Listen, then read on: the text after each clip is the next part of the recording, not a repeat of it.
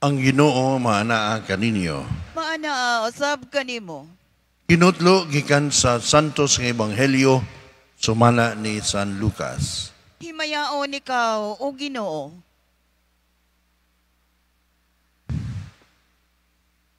Niadtong higayuna, may mga tao didto nga misugilon kang Jesus mahitungod sa mga taga Galilea nga gipamatay ni Pilato samtang naghalad sila ngadto sa Dios. Apan miingon si Jesus kanila, tungod kay gipamatay kining mga tawhana sa maong paagi, gisabot ba ninyo nga labaw pa sila ka makasasala kaysa atong kaysa ubang Galileanhon? Dili. Sultihan ko kamo, nga kung dili kamo maghinulsol og mubiya sa inyong mga sala, mga matay usab kamong tanan sama kanila.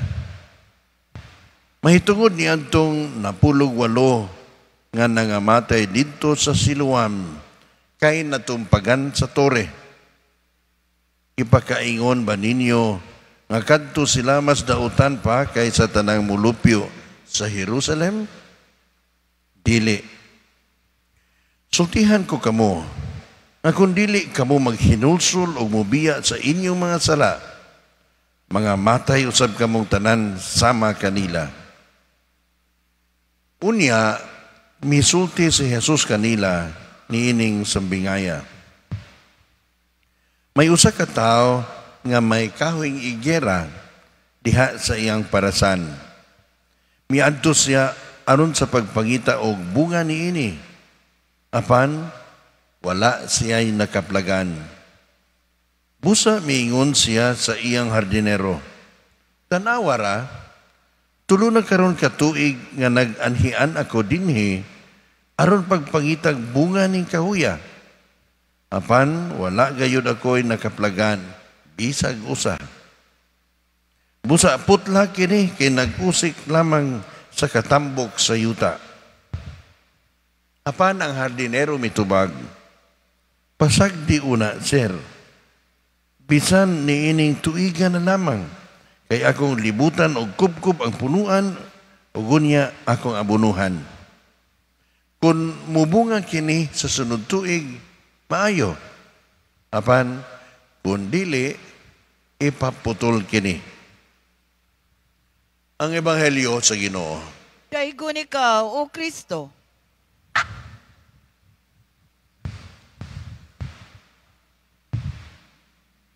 Natoy managtiayon nga ang bana na sakit, unya ang asawa hilabihan niyang kahadlok, no? Kay lagi nagkomatos man, no? Para niya unsa kaha ang mahitabo, no? Kay lagi dito man ang iyang bana sa laing nasod, no? O dito sila sa laing nasod, no? Unsa kay mahitabo niini, unsaon kanina mo pagpauli, no? Lisod kay para niya, no? Nya giingnan sila tagaan sila 5 kaadlaw, no? Nga tagal, no? Nga mag-ventilator after 5 days kinahanglan nga kuhaon ang ventilator kay kun dili di na gid siya makaginhawa sa iya lamang kaugalingon, no? So ikatulong adlaw pagtangtang o suway sa ventilator, ni-react, no? Nagpunga-punga, naglisod o ginhawa, no? So, gibalik. Sa ika-4 ka adlaw, mo gihapon, no? Grabe ang ilang pag-ampo, no? Kunya, pag ika-5 ka adlaw, nakaginhawa siya sa iya lamang kaugalingon, no? Doon nagyapi oxygen, pero wala na yung makina, no? Kunya, pag istorya niya niini, nakaingon siya nga, pinangga yung kus Ginoo. Nga doon ay nangutanan niya, kung pananglitan, sa ikaw, 5 kaadlaw namatay pa imong bana, makaingon ka kagyapon nga, pinangga ka sa Ginoo? O sa katingog, no? Asa man dapit nga kita makaingon nga, doon na patay paglaom. Kung humana ang higayon, makaingon ta nga, wa yung ko kawading paglaom. Oo, kay success story man, no, na nilampos man ka. Apan, kung pananglitan, ang imong na tagamtaman kapildihan lamang, kanus amang ka musugod og mahay sa Ginoo, no? Lisod kini siya tubagon ang tunan na ka sa maong kahimtang, no? Pero doon na sa iniingon, no, nga diay higayon nga nasunugan mi unya nahurutan na namong mga butang, no?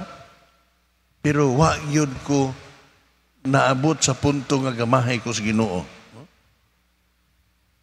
Wa gyud sa mayon nga gamahay ko sa Ginoo kay naninguha gyud sila nga mabalik sa naanda nilang kinabuhi unya daghan pud ang nitabang, no?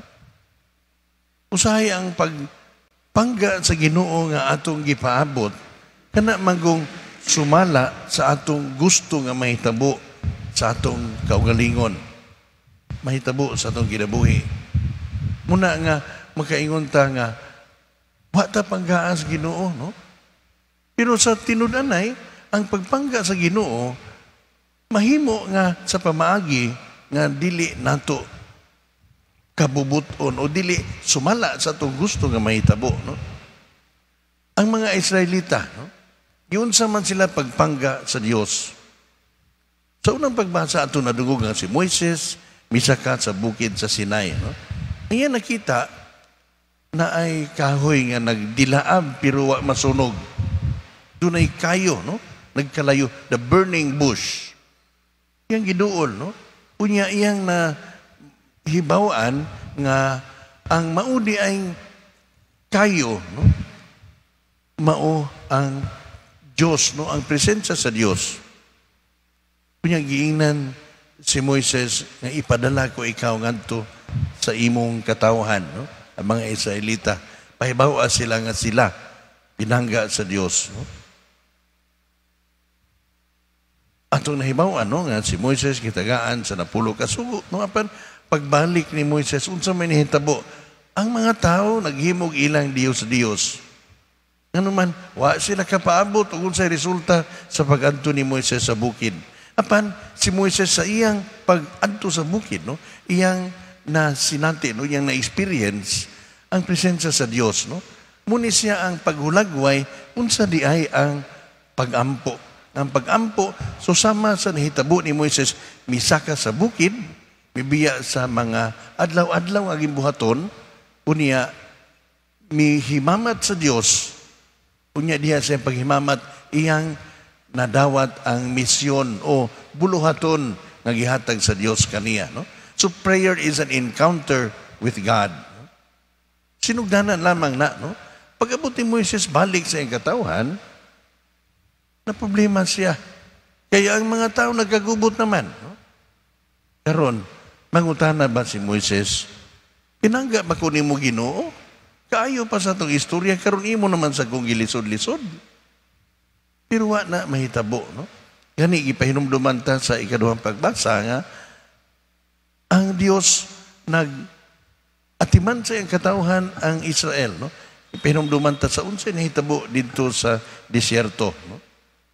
Ang mga tao, sayod sila, nga gitabangan sila sa Diyos, nga maluwas gikan sa ilang kaulipnan, nakalabang sila sa dagat, nakadawat sila og mana matag adlaw, apan nagbagulbol gihapon. Kay lagi, wa mahitabo ang gusto nilang mahitabo. Wa na ba sila paggaas Ginoo? Para nila, daw gibiyaan sila sa Ginoo. Pero wa nila makita nga ang unta angay nilang hinumduman, no? Nga sila naa sa kamingawan aron makafocus sila sama sa nihitabo ni Moises sa presensya sa Dios, no? Nga unta ilang mahimamat ang Dios dito, pero doon naman sila expectation motoy nahitabo. Muna sa ebanghelyo, ang mga tao nag-expect po, no? Mo nilang pangunauna nga kung nag-antos gani ka, ikastigo ka sa Ginoo. Una nangutan na si Jesus, unsa man yung pagtuo, kato na nga matay sa aksidente. Mas makasasa pa ba sila kay kaninyo? Gikastigo ba sila sa Ginoo? Wa ba sila panggaa? Okay mo man atong gustong mahitabo o mo atong gipaabot sa Ginoo, no? Bumitaw nga lisod kay pangutanon kung panalitan. Ma'am, ang imong bana namatay pa bisan sa kahugod sa imong pagampo. Makaingon baka nga pinangga gihapon ka sa Ginoo. Murag lisod, no? Nganuman wa man mahitabo tungod sa gusto niyang mahitabo. Apan dunay lain sa nga managtiayo, no? Nga ang bana mao pod na sakit sa iyahang pagtrabaho sa barko. Tungod sa maong pag-stroke, ipadala og balik sa Pilipinas, buhi pero di na makatrabaho. Nag-uulog mayo ang bana. Nawala na sa paglaom kay unsao naman lang iya pagpanginabuhi. Pero may na silang pagkabutang. No? Pangutana, pinangga ba siya sa Ginoo o dili? No? Apan anang sa iyang kapikas, nung asawa nakita niya nga, ang iyang pagpauli sa iyang bana din maoy kahigayunan nga makahiusa o masuod sila diha sa pamilya. No? Wa sa malipay nga nasakit iyang bana, pero bisan man kung nasakit, anaag hapoy kahigayunan, nahimo ning kahigayunan nga sila masuod diha sa ilang pamilya. No? Muto ang iyang paglaom, no? Nga, bisan sa kalisod, sa iyang kahimtang nga daw makamahay na kas Ginoo, pero nakita niya nga dunay lain nga plano ang Ginoo nila, no? Wa siya kawad sa paglaom, muni ang iyang gipakita nga kahayag diha sa iyang panaw, no? Muna nga ato makita sa ebanghelyo nga diha sa pag-ingon sa tagiya sa parasan nga ipaputol na ang kahoy igera kay wa mamunga. Ang hardinero nihatag og paglaom. Tagaan na tugod sa katuig, sir. Tagaan na tugod sa katuig, basin pa di ay. Atong abunuhag maayo, mamunga ni siya. Doon nagya po'y paglaom. Pero doon nagya po'y deadline. No? Doon nagya paglaom po, doon yung deadline, usa na lang katuig. No? Una nga diha sa atong kahimtang dahil sa kinabuhi, bisan to doon natin paglaom, mapan, doon natin deadline. Unsa may pasabot sa deadline? Nga kinahanglan, nga sa atong ampo, dili lang ta nga mo himamat sa Dios kung dili mudawat ta sa buluhaton nga gihatag niya nato og usbo nato atong kinabuhi. Mo manisugdanan sa pagkamabungahon. Unsa may giusab nato sa atong kinabuhi nga atong mapakita sa Ginoo nga ang atong pag-ilan niya diha sa pagampo nakapabulahan sa atong isig kaingon. No? How has it changed our relationship with others? No? May mga butang nga lisod, buhaton, tungod kay di suma sa atong gustong mahitabo. No? Dili sayon, no? Ang relationships. No? Sa pag-COVID bitaw, no? Mapugusta og puyo sa kabalay. Nindot pagsugod. No? Mabot ang panahon nga murag pulaan naman mo tanaw sa usag-usa. Pero mabot ang higayon nga ma-appreciate ninyo, no? Ang inyong presence, no? Kung saan man nato pag-transition, no? Muni dinhi ang hagit nga itong gidawat panahon sa Kwaresma. Nga kita aniya sa panahon sa pagpuasa, pagpenitensya, aron atong ma-focus ang atong atensyon sa presensya sa Dios atong kinabuhi. Sama sa nahitabo sa kinabuhi ni Moises. Nindot ang iyang kasinatian sa bukid, lisod ang iyang kasinatian pagbalik niya. Apan, wa niya pakyasa ang Diyos kay siya nahimo nga tigpamaba sa kabubuton sa Diyos ngadto sa iyang katawhan. Ug siya gipanalanginan o giubanan sa Diyos aron mahimong pangulo sa iyang katawhan. No? Nindot unta nga sa susamang pagkaagi, no? Nakatunta unsa na to pagdawat sa kabubuton sa Diyos. Aron nga bisan kung di na to makabot o madawat ang atong gusto, makaingon ta nga pinangga gihapon ta sa Ginoo. Nagatiman gihapon siya kanato. Lagi ang hagit mao ang pag-aninaw o pagsusi. Unsa kaha ang grasya nga atong nadawat. Ang ngayon unta nato ning pasalamatan.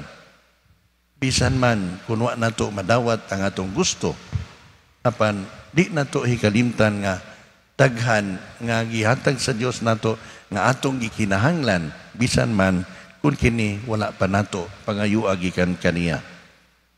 hatagan unta kita sa maong focus, no?